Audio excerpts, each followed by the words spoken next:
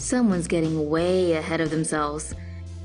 The president of South Korea is rooting for Trump to be awarded the Nobel Peace Prize for helping bridge the North-South divide. And no, he's not joking.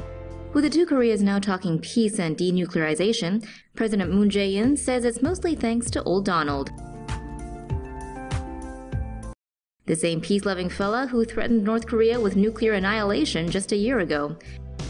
Sure, the Trump administration has been hurling sanctions and insult tweets left and right and breathing down both the North's and China's necks. But it's hard to say just how much of that is actually responsible for Kim Jong-un's renewed interest in peace, if he's even truly interested. Seeing Trump and Nobel Peace Prize in the same sentence is mind-boggling enough, but it isn't even the worst part. Former South Korean President Kim Dae-jung won the prize in 2000 for setting up a summit with the North.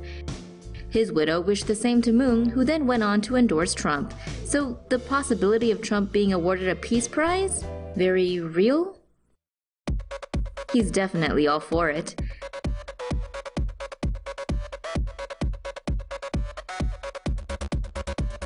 The rest of us, not so much.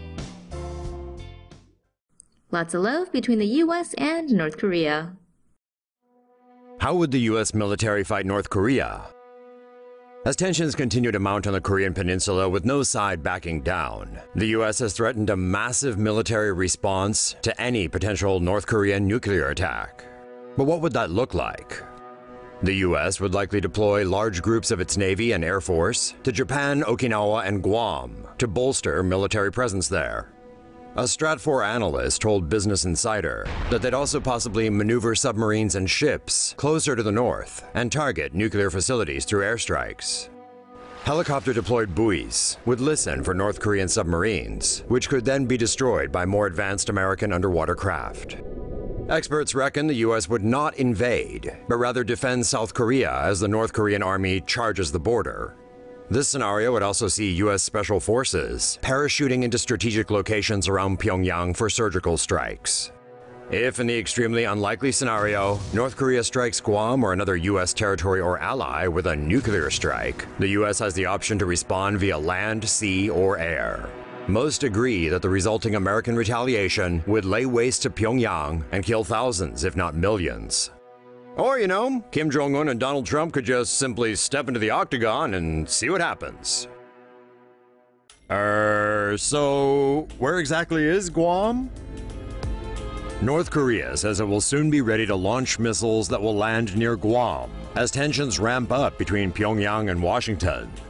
Guam is located in the western Pacific Ocean, around 2,100 miles from North Korea. It is within the range of North Korea's medium and long-range missiles.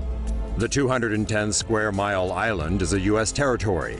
It has 3 U.S. military bases, including an Air Force base that hosts B-52 bombers and fighter jets. Some 6,000 U.S. troops are stationed on Guam, which has a total population of around 162,000 people. Guam is protected by the U.S. Army's THAAD missile defense system, which is designed to shoot down ballistic missiles. According to state media, North Korea's military is waiting for approval from Kim Jong-un to fire 4 rockets that will land in the sea about 17 miles from Guam. Meanwhile, President Donald Trump has warned Kim's regime that any threat to the U.S. would be met with fire and fury. The DPRK is back to testing missiles. After a 74-day hiatus, North Korea has test-launched another ballistic missile, which some believe is possibly its most powerful one yet. An intercontinental ballistic missile was launched from Pyeongseong early Wednesday, reportedly flying on a lofted trajectory and reaching a maximum height of 4,500 kilometers.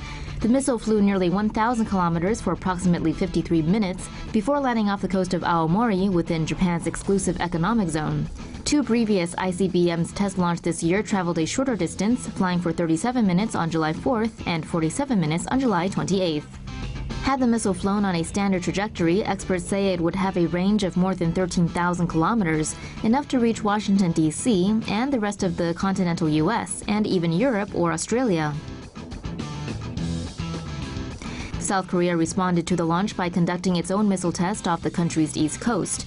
Japan detected radio signals on Tuesday suggesting the North might be preparing for a ballistic missile test, and the government has since condemned the launch. North Korea now has nuke that fits its missiles. U.S. President Donald Trump is warning North Korea of fire and fury after a Washington Post report revealed Pyongyang has produced miniaturized warheads. A U.S. Defense Intelligence Agency report says North Korea has successfully created a miniaturized warhead for its intercontinental ballistic missiles. The country now has missiles that reportedly range between 180 to 7,200 miles. The agency report also estimates that North Korea has up to 60 nuclear warheads in its arsenal. Russia and the United States still have the largest number of nuclear warheads in the world, estimated at 7,000 and 6,800 respectively.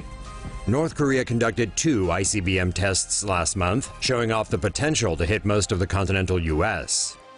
In response, the United Nations imposed the toughest sanctions yet on North Korea, a move that was praised by President Trump. However, North Korea said the sanctions would not stop it from developing nuclear weapons and has threatened to make the U.S. pay the price.